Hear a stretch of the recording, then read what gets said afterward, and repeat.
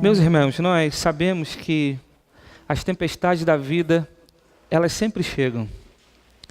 Nós podemos passar por muitos momentos de céu azul, de céu ensolarado, mas as tempestades sempre chegam. E quando a tempestade chega, ela sempre é inesperada. Por mais que a gente saiba que a tempestade sempre chega, mas nós nunca estamos preparados para a tempestade. É impressionante como a tempestade às vezes nos pega de sobreaviso e elas são repentinas e muitas vezes violentas. Às vezes elas trazem com elas medo, incerteza, questionamentos, mas também as tempestades têm uma capacidade de nos levar aos pés do Senhor, a clamar ao nome de Deus.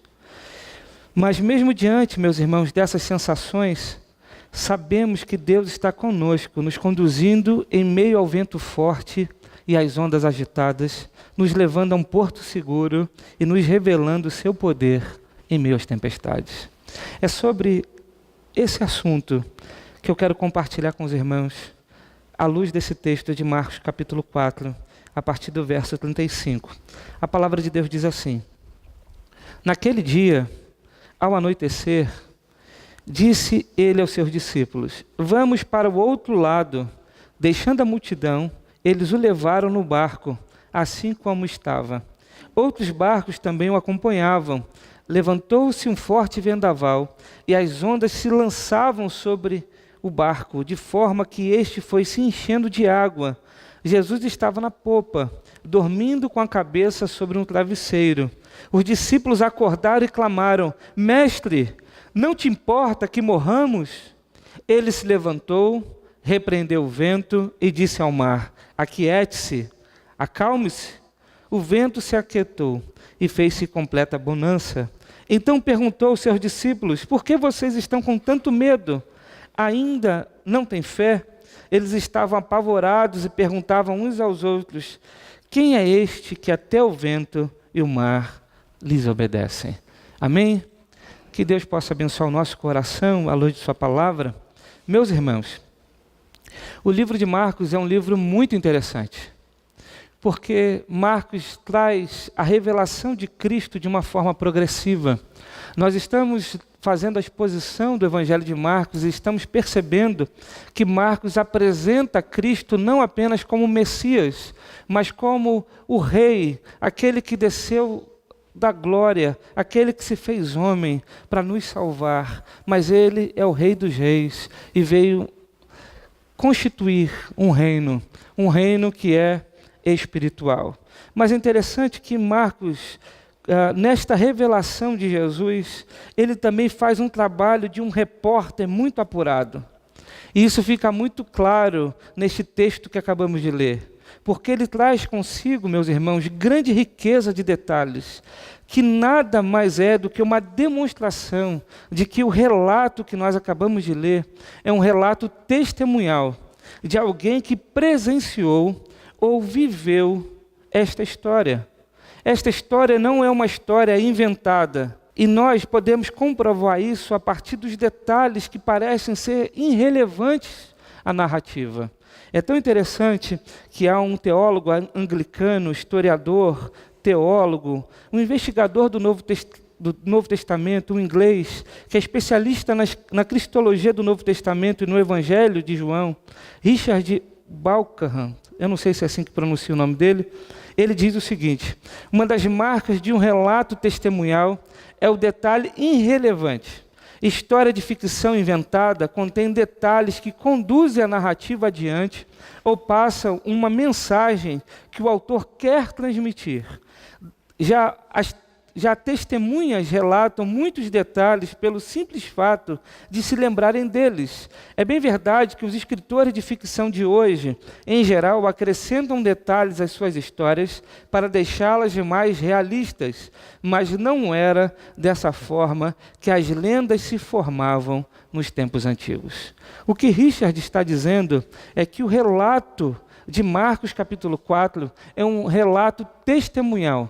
De fato isso aconteceu. E alguns detalhes que provam isso para nós. Eu quero mostrar para os irmãos. O verso 35 vai dizer assim: passemos para o outro lado.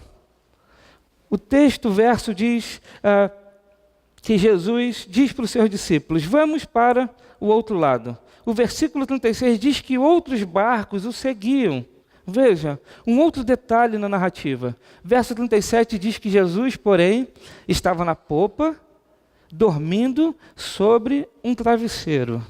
Então o texto diz, além da tempestade, de contar a história da tempestade, o texto diz que Jesus estava dormindo, estava com a cabeça no travesseiro, fala que existiam outros barcos ali, mostra o pavor dos seus discípulos, e esses são detalhes que são desnecessários à história, mas que são sinais de genuína reminiscência, são detalhes da memória. Assim, Marcos nos oferece um relato do testemunhado por Pedro, e podemos saber que essa história realmente aconteceu e que trata do poder de Jesus. A título de introdução, eu queria colocar isso para os irmãos, mas nós vamos ver, meus irmãos, que nesse texto nós temos muita coisa a aprender e aplicar na nossa vida quando nós enfrentamos as tempestades. E eu quero então começar, a partir do verso 35, dizer para os irmãos que, em primeiro lugar, a tempestade alcança todos os homens, sejam crentes ou incrédulos, sejam justos ou ímpios. Veja que diz o verso 35, tarde naquele dia, Jesus lhe disse, passemos para o outro lado. Quem disse passemos para o outro lado? Jesus. Ele disse para quem? Para os seus discípulos. E o que os discípulos fizeram? Obedeceram a ordem de Jesus. Eles obedeceram a Jesus e passaram pela tempestade. Isso mostra para nós que passar por tempestades na vida, passar por lutas, por dificuldades, por inquietações, por problemas, não é um privilégio apenas para os ímpios. Não é um privilégio daqueles que não creem em Deus. Pelo contrário, nós que buscamos obedecer a Deus, também passamos por tempestades. E muitas vezes passamos por tempestades porque obedecemos a Jesus. John Bunyan, certa vez disse, o autor do Peregrino, ele disse o seguinte, seguir a Jesus não é como seguir alguns outros mestres. O vento é sempre contrário, e a ira espumante do mar deste mundo e suas ondas, altas e orgulhosas, golpeiam continuamente os lados do barco ou do navio que eu mesmo, minha causa e meus seguidores nos encontramos.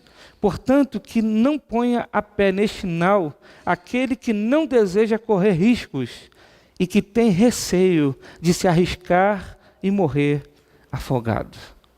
O que John Bunyan está dizendo que seguir a Jesus é uma grande aventura. Seguir a Jesus é uma grande aventura e que vai fazer com que a nossa vida enfrente muitas lutas e dificuldades. O que nós sabemos é que no fim, somos mais que vencedores. No fim, nós encontraremos com Cristo na glória.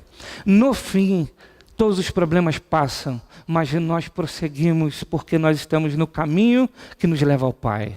Mas não existe a possibilidade de seguir a Jesus e não enfrentar as tempestades. Mas, meus irmãos, se nós olhamos para esse texto, ainda percebemos, a partir do verso 37, que as tempestades elas são repentinas. Olha o que diz o verso 37. Levantou-se então um grande vendaval, e as ondas arremessavam-se contra o barco, de modo que ele já estava inundando. Mateus 8, 24 diz, de repente, uma violenta tempestade abateu-se sobre o mar, de forma que as ondas inundavam o barco. Jesus, porém, dormia. A tempestade, muitas vezes, ela é repentina. Quem imagina de um dia fazer um passeio com a sua esposa e, de repente, a esposa sofreu um infarto? Quem imagina? Lá em Muriaé, um dos homens mais conhecidos da cidade resolveu fazer uma segunda lua de mel com a sua esposa. Eles foram para Las Vegas. Chegaram em Las Vegas, começaram a curtir, e de repente a sua esposa morreu. Ele voltou da segunda lua de mel com um caixão. Quem espera que essas coisas irão acontecer? Porque as tempestades, meus irmãos, muitas vezes elas são repentinas. Elas simplesmente acontecem. Simplesmente elas chegam. Simplesmente elas batem na nossa porta. A gente não quer passar, mas elas chegam. Elas são repentinas. E é interessante nesse texto que essa tempestade aconteceu no Mar da Galileia. E o Mar da Galileia, meus irmãos, era conhecido por suas tempestades. Na verdade, ele não é um mar, é um lago de águas doces, de 21 quilômetros de comprimento, por 14 quilômetros de largura, e fica a 220 metros abaixo do nível do mar Mediterrâneo, e 48 quilômetros ao norte está o Monte Hermon, que tem quase 2.800 metros de altura. O ar frio, vindo das montanhas, se choca com o ar quente, vindo do mar, e isso provoca grandes tempestades naquele lugar, as quais acontecem de repente. Vale ainda mencionar que alguns dos discípulos eram pescadores e, portanto, eram acostumados com o mar. Porém, mesmo assim, eles tiveram medo. Isso nos faz perceber que a intensidade daquela tempestade devia ser realmente muito grande. E mesmo com toda a experiência deles como pescadores, foram pegos de surpresa, de tal forma que o medo lhes atingiu em cheio. Da mesma forma, meus irmãos, são as tempestades em nossas vidas. Muitas vezes elas são inesperadas, elas são repentinas e quase sempre nos leva a experimentar um medo de perto por não estarmos preparados para as tempestades. Eu não sei se todos os irmãos aqui já enfrentaram tempestades. Eu espero que não. Eu espero que nunca enfrente. Mas se ela chegar, esse texto tem muito a nos ensinar de como nós devemos enfrentar as tempestades. Mas em terceiro lugar, meus irmãos, as tempestades nos levam ao clamor e ao questionamento. Olha o que diz o verso 38. Jesus estava na popa, dormindo com a cabeça sobre um travesseiro.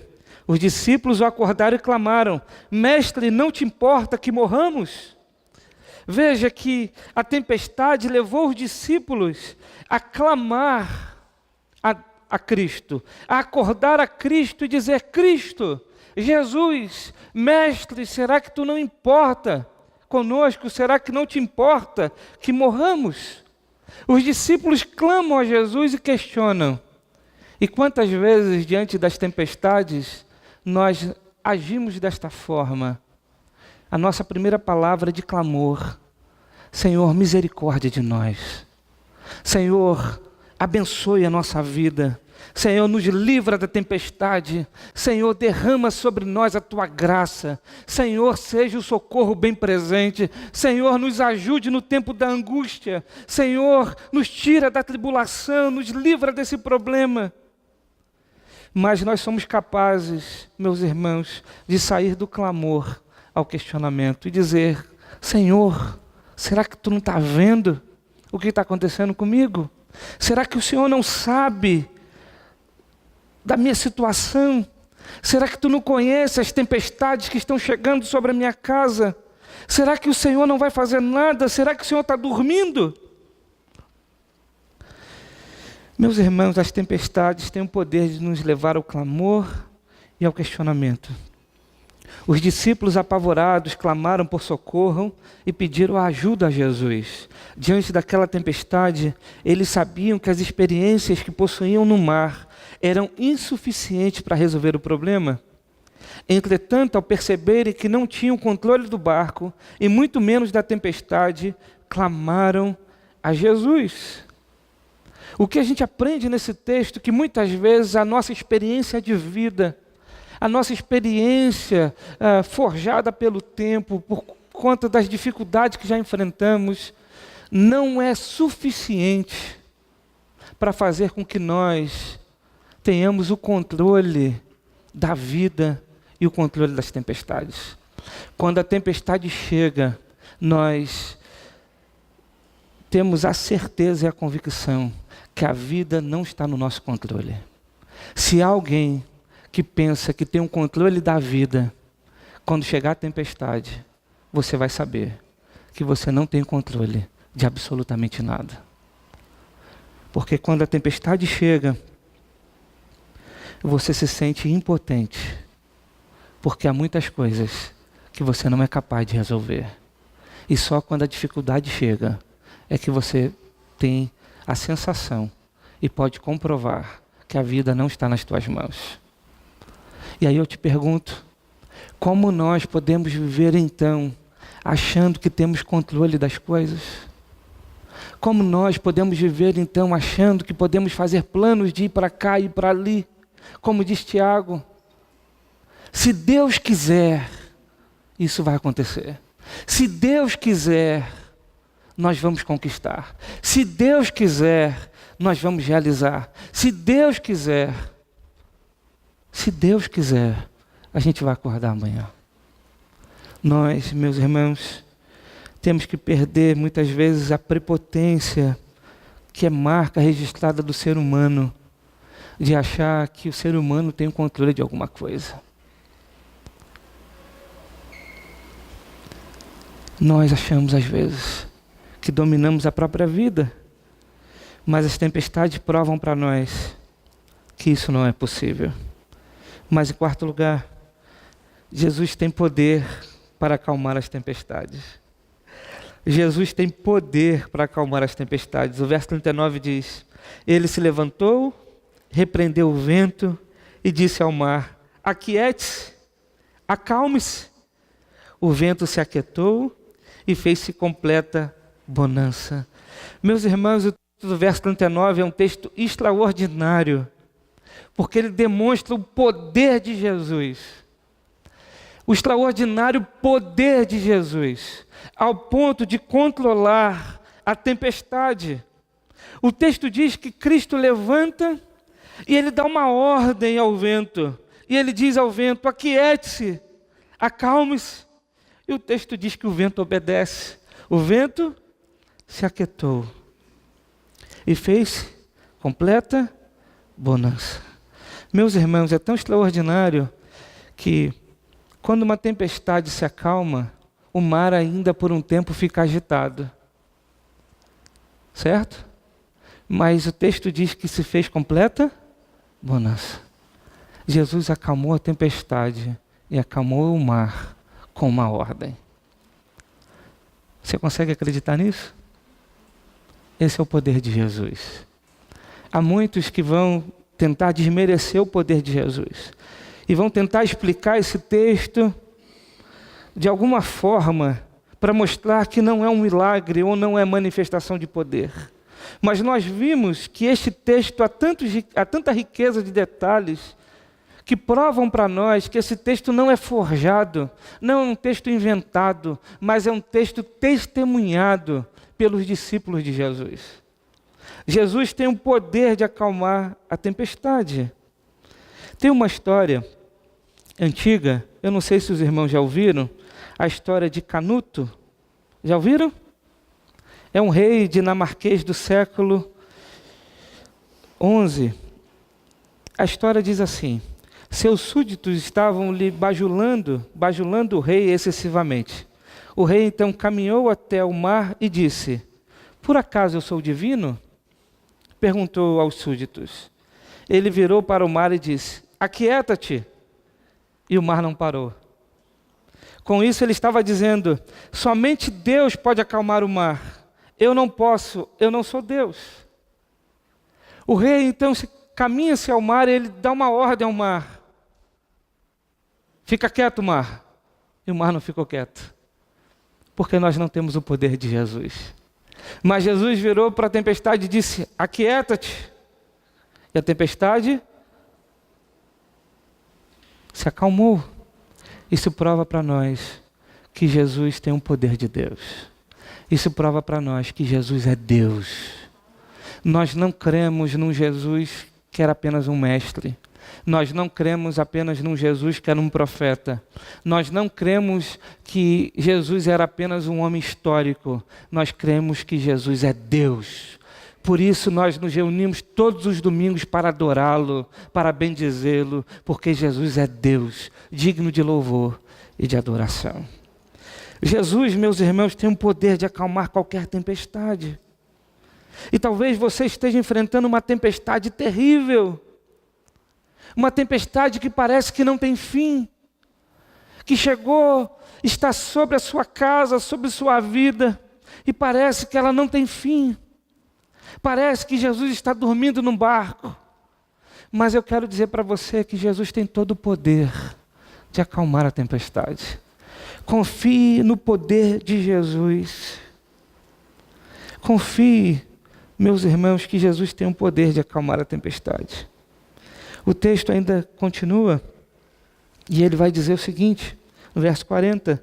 Então perguntou aos seus discípulos, por que vocês estão com tanto medo? Ainda não têm fé? Eles estavam apavorados e perguntavam uns aos outros, quem é este que até o vento e o mar lhes obedece? O que Jesus questiona os seus discípulos é, por que vocês estão com tanto medo? Será que vocês não têm fé?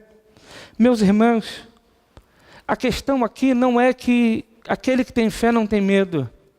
Claro que nós temos medo. Nós enfrentamos medo constantemente. Quando uma situação foge do nosso controle, a gente tem medo. Quando a gente enfrenta uma situação de perigo, a gente tem medo. Quando uma notícia inesperada chega, a gente tem medo. Medo faz parte da nossa vida. Entretanto, o que Jesus está dizendo é, eu estou com vocês. Eu estou dentro do barco. Foi eu que dei a ordem e disse, nós vamos para o outro lado.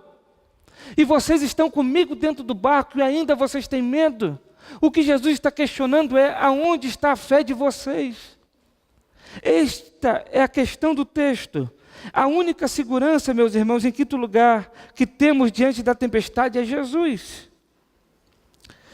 O que Jesus está questionando não é o tamanho, a quantidade ou a intensidade da fé dos discípulos, mas o seu objeto, onde a fé está alicerçada. Esse é um ponto importante. Há muitos que acham que a fé é de intensidade. Por que eu estou dizendo isso? Se acontece uma tempestade, alguns tentam justificar o seguinte, é porque você não tem tanta fé assim. Ah, Deus não curou. Sabe qual a culpa que Deus não curou? É porque a tua fé é insuficiente. Sabe por que não há mais manifestação de Deus como antigamente acontecia? O que as pessoas respondem? É porque a nossa fé é insuficiente. Então as pessoas entendem fé como se fosse algo intenso, como se fosse algo que a gente pudesse contar. Uns têm muita fé e outros têm pouca fé. A questão não é a quantidade ou a intensidade da fé. A questão é aonde a fé está alicerçada. Os discípulos precisavam ter a sua fé alicerçada na presença de Jesus. Vou dar um exemplo para ilustrar. Imagine que você está caindo de um precipício e percebe que existe um galho que brota na encosta do mesmo. Ele é forte o suficiente para sustentá-lo, mas você não sabe que ele é forte assim. Enquanto você está caindo, só há tempo para agarrá-lo. Quanta fé você precisa ter nesse galho para que ele salve você? Você precisa estar 100% certo de que ele pode salvar você? Não. É claro que não. Você precisa apenas ter fé para agarrá-lo. Isso acontece porque não é a quantidade da sua fé que te salva, mas o objeto dela. Nesse caso, o galho. Não importa como você se sente a respeito do galho. Tudo que importa é o galho em si e não você. Jesus é como o galho. O que importa é Jesus e não a sua fé.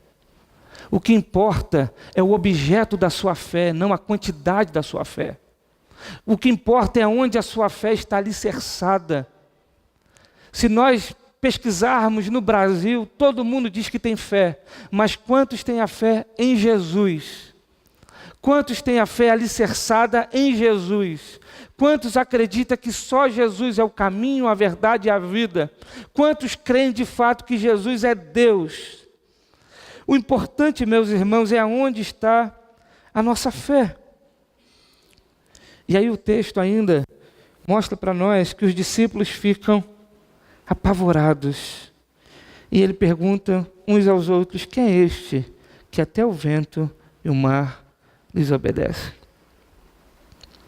O texto começa dizendo que os discípulos estavam com medo e termina dizendo que eles ficam apavorados. Eles estavam com medo da tempestade, agora eles ficam apavorados com o poder de Jesus. Se você puder tirar uma lição de tudo aquilo que você está ouvindo hoje, a principal lição é: a sua fé precisa estar em Jesus. Você precisa confiar em Jesus. Jesus precisa ser o alicerce da sua fé. Meus irmãos, esse texto que nós estamos lendo, ele é extraordinário. Porém, os discípulos ainda estavam também recebendo uma revelação progressiva. E nesse sentido, nós temos um grande privilégio, porque nós temos a revelação completa de Deus nas mãos. Nós temos uma revelação que os apóstolos não tinham naquele momento. E aí, a gente quando olha então para a Bíblia como um todo, a gente observa que há um outro relato de uma outra tempestade, muito semelhante a esta tempestade, no Antigo Testamento. E eu queria comparar com os irmãos. Olha que interessante. Você lembra da tempestade de Jonas? Você lembra? A tempestade que Jonas enfrenta? Sim ou não? Ok. Olha só como é que o Marcos descreve esse relato e como ele é idêntico à história de Jonas do Antigo Testamento. Tanto Jesus quanto Jonas estavam em um barco, e ambos os barcos estavam ameaçados por uma tempestade. As descrições da tempestade são muito parecidas. Tanto um quanto o outro estavam adormecidos. Nas duas histórias, eles foram acordados por alguém que dizia: nós vamos morrer. E nos dois casos houve um milagre, o mar acalmou-se. E após a tempestade, as pessoas ficam mais aterrorizadas do que antes. Mas parece que há uma única diferença na tempestade de Jonas para a tempestade de Jesus. Veja o que Jonas diz na carta, no livro de Jonas, capítulo 1, verso 12. Pegai-me e lançai-me ao mar, e ele se aquietará, pois sei que esta grande tempestade vos sobreveio por minha causa. O que Jonas está querendo dizer, meus irmãos, é que é por causa dele que aquele barco estava perecendo.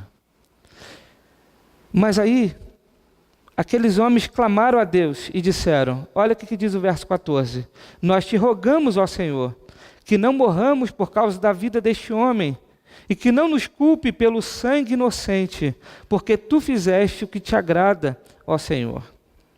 Então, após essa oração, eles pegam Jonas e lançam ao mar. E isso não acontece em Marcos. Jonas, então, é lançado ao mar para que a tempestade se acalme. Isso não acontece em Marcos. Mas olhando, meus irmãos, para a história completa de Jesus, percebemos que essa parte não é tão diferente, porque Jesus é maior que o Jonas. Aliás, Jesus diz isso em Mateus capítulo 12, versículo 39 a 41. O texto diz lá, uma geração má e adúltera pede um milagre, mas nenhum milagre lhe será dado, senão do profeta Jonas. Pois assim como Jonas esteve 3 dias e 3 noites no ventre do grande peixe, assim o Filho do Homem estará 3 dias e 3 noites no coração da terra. Meus irmãos, o que eu quero dizer com essa comparação? É que Jesus, ele, na verdade, é maior do que Jonas. E Jonas era um tipo de Jesus. Jonas se joga ao mar para que a tempestade acalmasse. E o que Jesus faz por nós é se entregar por nós e morrer na cruz. E ao terceiro dia ressuscitar, para que toda e qualquer tempestade da nossa vida seja vencida. Jesus se entrega na cruz voluntariamente como Jonas. Se entregou ao mar para acalmar definitivamente a única tempestade que de fato pode nos afundar. A tempestade da justiça eterna, da dívida que temos por causa de nossas transgressões.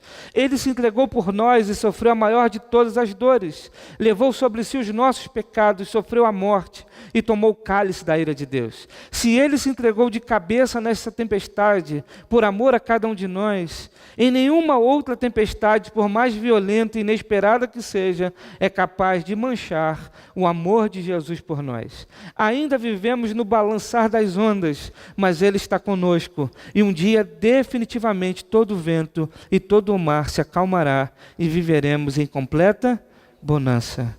Enquanto esse dia não chega, ainda viveremos o reflexo de uma tempestade que já foi vencida. Sentimos ainda uma brisa, ainda escutamos o canto dos ventos, mas não de uma tempestade que virá, e sim da tempestade que já dissipou na cruz do Calvário. Se você entender essa verdade do Evangelho, em qualquer circunstância, saberá que Deus é contigo e que Jesus te ama. Meus irmãos, aqueles homens enfrentaram a tempestade e Jesus estava no barco e acalmou a tempestade. Isso mostra para nós que Jesus tem o poder de acalmar qualquer tempestade que alcançar a nossa vida. Talvez você esteja vivendo hoje essa tempestade, mas nunca esqueça, Jesus está no barco, Ele está com você e Ele vai acalmar a tempestade.